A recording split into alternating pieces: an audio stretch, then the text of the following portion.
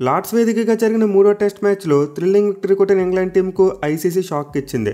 ఆ టీం ఆటగాళ్ల యొక్క మ్యాచ్ ఫీజులో 10% ఫైన్ వేయడంతో పాటు WTC పాయింట్స్లో 2 పాయింట్స్ డిడక్ట్ చేశారు. సో దీనికి రీజన్ ఏంటంటే ఇంగ్లాండ్ టీం థర్డ్ టెస్ట్ మ్యాచ్లో స్లో ఓవర్ రేట్కు పాల్పడింది. వాళ్ళు తమకు కేటాయించిన టైంలో ఓవర్లు కంప్లీట్ చేయలేకపోయారు. దీంతో ఐసీసీ ఇంగ్లాండ్ టీంను పనిష్ చేసింది. సో నిజానికి మూడో టెస్ట్ మ్యాచ్లో అయితే మనం చాలా స్లోగా గేమ్ మూవ్ అవ్వడం చూసాం. ఏ రోజు కూడా 80 కంటే ఎక్కువ ఓవర్లు వేయలేకపోయారు రెండు టీంలు కూడా.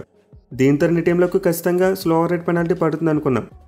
బట్ మన టీమిండియా డే 4లో క్విక్గా ఓవర్స్ కంప్లీట్ చేసి ఈ స్లో ఓవర్ రేట్ పెనాల్టీ నుంచి తప్పించుకుంది. మిల్లీ సుందర్ మరియు జడేజా కలిసి ఎక్కువగా బౌలింగ్ చేయడం చూసాం. దీనివల్ల అయితే మనకు ఓవర్ రేట్ చాలా ఫాస్ట్ అయింది.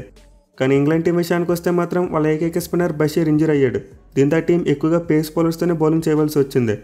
సో దీనివల్ల ఇంగ్లాండ్ టీంకి ఓవర్స్ వేయడానికి కాస్త ఎక్కువ టైం పట్టి స్లో ఓవర్ రేట్ అనేది పడింది. ఇన్ఫ్యాక్ట్ ఆ టీం నిర్ణీత టైం కంటే కేవలం 2 ఓవర్స్ మాత్రమే వెనకబడి ఉన్నారు. అంటే 2 ఓవర్స్ మాత్రమే లేట్గా వేశారు. బట్ ఈ 2 ఓవర్స్ కూడా వాళ్ళకి చాలా పెద్ద పెనాల్టీ పడిందని చెప్పుకోవచ్చు. ఒక్క ఓవర్కి 5% మ్యాచ్ ఫీజు చెప్పిన మొత్తం ఇంగ్లాండ్ టీంలో ఉన్న ఆటగాళ్ళందరికీ 10% ఫైన్ వేశారు. అండ్ ఆల్సో ఒక్క ఓవర్కి 1 పాయింట్ చెప్పిన 2 WTC పాయింట్స్ కూడా తగ్గించారు. సో ఆటగాళ్ళ మ్యాచ్ ఫీజులో ఫైన్స్ అంటే ఇంగ్లాండ్ టీంకి పెద్దగా సమస్య ఏమీ ఉండదు. ఎందుకంటే డబ్బుల విషయంలో వాళ్ళ ప్లేయర్స్కి పెద్దగా లోటు ఏమీ లేదు. బట్ WTC పాయింట్స్ టేబుల్ని చూసుకుంటే ఆ టీంకి పెద్ద నష్టం జరిగింది. 2 పాయింట్స్ అనవసరంగా డిడక్ట్ అయ్యాయి. సో దీనివల్ల అయితే పాయింట్స్ టేబుల్లో 24గా ఉండవలసిన వాళ్ళ పాయింట్స్ సంఖ్య 22కి పడిపోయింది. అండ్ ఆల్సో పీసీడీలో కూడా మార్పు వచ్చి 61.11కి పడిపోయింది. సో ఆన్గోయింగ్ WTC సైకిల్లో ఇంగ్లాండ్ టీంకి ఫస్ట్ టైం ఇలా జరిగింది. మిగతా ఏ టీమ్స్ కూడా ఇప్పటివరకు స్లో రేట్ పెనాల్టీ పడలేదు. But the first time England టీంకి పడింది.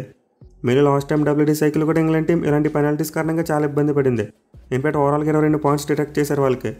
సో దీంతో ఇంగ్లాండ్ టీం తమ నెక్స్ట్ మ్యాచెస్ నుంచి ఈ స్లో ఓవర్ రేట్ మీద చాలా కాన్సన్ట్రేట్ చేయాలి. లేకపోతే మరోసారి భారీగా పాయింట్లు కోల్పోయి WTC ఫైనల్కు క్వాలిఫై అవడం జరగదు.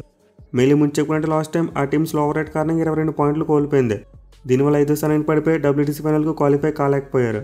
సో చూడాలి మరి నెక్స్ట్ మ్యాచెస్ నుంచి ఇంగ్లాండ్ టీం ఈ స్లో ఓవర్ రేట్ పెనాల్టీస్ని అవాయిడ్ చేస్తారా లేదనేది.